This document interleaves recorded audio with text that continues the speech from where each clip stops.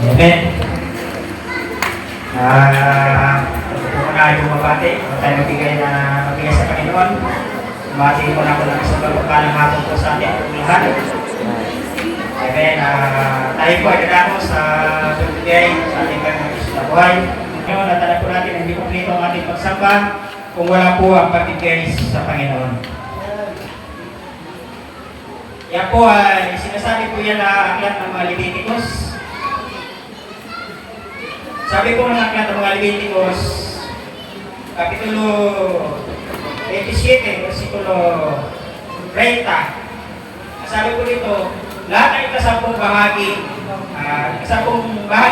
baging binhi o bunga ng pananim ay nakalaan kay Yahweh. At na po na ikasampung bahagi, ang lahat po na iniikam na lahat po ng bunga noon ay tinanim ng mga Israelita ay nakalaan po yan kay Yahweh. Kaya po ang tinutukoy po sa ating pagbigay sa Diyos, sa lahat po ng ating iniikam, wala pa po tayong mga pong kawin na tinatanim, bumubunga, inaanin, pero mayroon po tayo kanya-kanya pong kinabubuhay. Amen, at tayo po ay umiikam. At ang lahat po yan ay sabi ng Leviticus, mayroon po ikasampung bahagi po yan ang Panginoon. At yan po ang itibigay po natin sa Diyos, sa ating mga iniikam, sa mga isang linggo, mayroon po yan 10% po ang Panginoon. Amen. At yan po ay inutos noong panahon pa po yan. Amen. Wala pa po tayong mga inaani, pero meron po tayong pinagkukunan ng kinabubuhay. At ang lahat po yan ay hindi po lahat ay para sa atin. Mayroon po dyan ang Panginoon ng ikasampung bahagi. At ang iyo pong ibinibigay ng ikasampung bahagi, kung lang po ang titignan ng Diyos, amen, sa inyong pagtatapat kung paano niya ibubuo sa inyo ang masaganang pagpapala. Nakasalalay po sa pagtatapat po natin sa Panginoon, sa bibigay ng itinatatiwala sa atin ng Diyos sa lahat ng kayamanan ipinahawak ngayon sa atin. Kung tayo po ay magpakatiwalaan ng Panginoon, inalit natin sa kanyang kasampung bahagi, tunay na magpapalay po niya ang lahat po ng ating kinabubuhay. At sinasabi po ng versikulo 22, isa sa bawat 10 alagang hayop ay nakalaan para kay Yahweh. Ang bawat ikasampung tupa o baka na mabilang ay para kay Yahweh. Yan po. May akong ikasampung, pagkalagang mga hayop, mayroon po dyan ang Panginoon. Amen. Amen. At yan po titignan ng Diyos sa atin para po tayo magpapalain. Sabi nga ng aklat po ng Malakay, Kapitulo 3, versikulo 10, sabi nga, subukin niyo po sa mga bagay na ito, kung hindi po sa kita ng light at ipuho sa inyo ang masaganang pagpapala. Nakasalalay po sa pagkatakot natin sa Panginoon, sa pagbabalik sa lahat ng pinagkatiwala ninyo sa ating mga buhay sa Panginoon. At kapag nakita na natapat ka, kapag natiwalaan ka sa lahat ng pinagkatiwala sa iyong kayamanan, tuloy ka, pagpapalain ka ng Panginoon. Amen. Kaya po, nasalalay po ang mga pagpapala po sa ating pagtatapat sa ating Diyos na buhay. Kaya po yan po sinasabi ko ng aklat ng Genesis. Yan po ang tinupad po ng ating Ginong si Jacob. Sabi nga sa Genesis Kapitulo 28, versikulo 20 hanggang 22, sabi niya, nagako si Jacob ng ganito, O Yahweh, kung ako'y sasamahan ninyo at ingatan sa paglalakbay na ito, makakainin at dalalitan at makakabalik na muli sa bahay ng ating Ama. Kayo po ang aking magiging Diyos.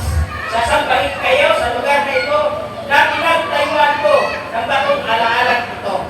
At ibabalik ko sa iyo ang kasampung bahagi ng lahat ng pinagkaloob ninyo sa akin. Yan ang tinupad ng ating Diyos Jacob. Na lahat ng pinagkatiwala sa kanya ng Panginoon ng kayamanan, hindi na kalimutan na ibalik sa Diyos ang kasampung bahagi. Amen. At kita po natin kung gaano sa pinagpala ng Panginoon. Lubos na dumami ang kanyang kayamanan dahil po sa pagtatapat niya sa Panginoon. Amen. Kaya kung tayo lahat ay magtatapat sa Diyos, na yung kasampung bahagi tunay nga, amen, napagpapalay po tayo ng Panginoon. Amen. At para naman po sa ating mahal na pastora sa mga naglilingkod sa Diyos, ito ang sinasabi sa Luwang Tipad, sa aklat po ng ikalawang Kronika, Kapitulo 31, versikulo 4, sabi niya, iniutos ni Ezekias sa mga taga-Jerusalem na ibigay sa mga pari at Levita ang para sa mga ito upang ang buong panahon nila ay maiukol sa kanilang tungkulin ayon sa kautusan ni Yahweh. Yan. Amen. Kaya po tayo po ngayon, amen, kailangan po rin natin na katulungan po ang ating pastora sa mga lakbit po natin. Pagmamahal na galing po sa ating puso para po siya matulungan, mapunuan din naman ang kanyang pangingailangan sa pang-araw-araw. Upang may talaga niya ang buong panahon sa Diyos sa pagbabasa ng salita ng Panginoon para po tayo lalong may makakain ng salita ng Diyos na sa pagpapalakas sa ating mga spiritual na buhay para sa ating mga kaligtasan. Kaya pupulin po natin na alagaan, amen, tingnan ng lakit ng ating pastora, amen, na buong puso po natin iaalay. Para yung buhay niya, dahil siya nasa Panginoon, lalo niya upo ng kanyang panahon sa Diyos para makapag-aral ng maayos, para lahat tayo may makain sa salita ng Panginoon.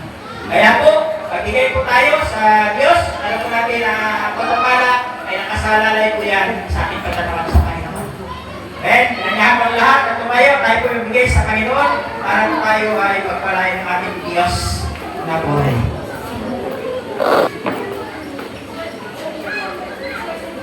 Special number po.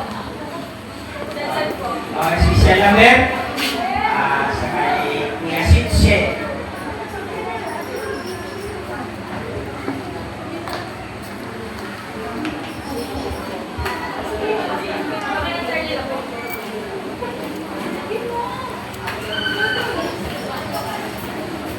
Sige po, habang minapit na po tayo ni Kuya Sitse, tayo po ibigay sa Panginoon.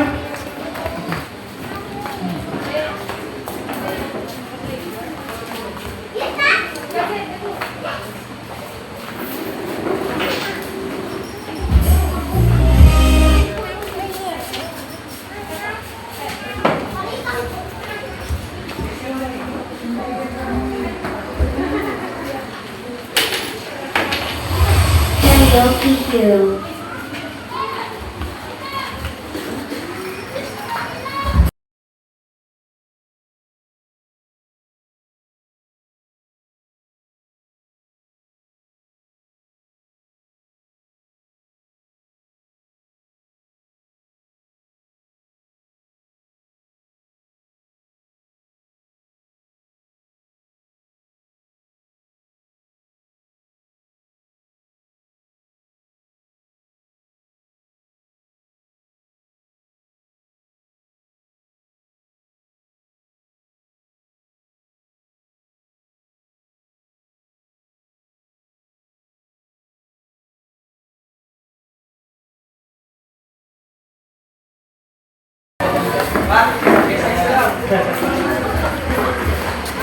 Sige po. Ilalis po natin ating mga kakay sa pinagkakit. Pagkira natin ang mga panalating na ibinigay. O hallelujah, God Jesus. Muli Panginoon na ito po ang mga pananating ipinibigay na ating mga kapatid sa pananampalataya sa Diyos. Kaya po, o hallelujah, kasunod na po sa iyo maluwag Panginoon. Dalayan po sa iyo, O Diyos, ang ilat na ito Panginoon ay pagpalain mo, hallelujah. Balik mo ito sa kanila Panginoon sisimiklik at umapaw pa Panginoon. At kung mayroon din po naman din ang pagbigay ng mga Diyos, patuloy mo sila nabigyan ng mga kalakasan, trabaho, mga punan para mapag-negosyo. Sila yung din po naman sa sunod yung mga gawain, sila po ay makapag-bigay din naman. At patuloy mo naman Diyos na ingatan, hallelujah, sa hawag mga panalating ito Panginoon. Salamat po sa iyo Ama, sa iyo na patuloy, sa nakapag-pagsamba. Sa pangalan ni Kristo na ito na aming Panginoon kapatid. Sa lahat ng mga Diyos masabi na, welcome po natin, Panginoon Diyos.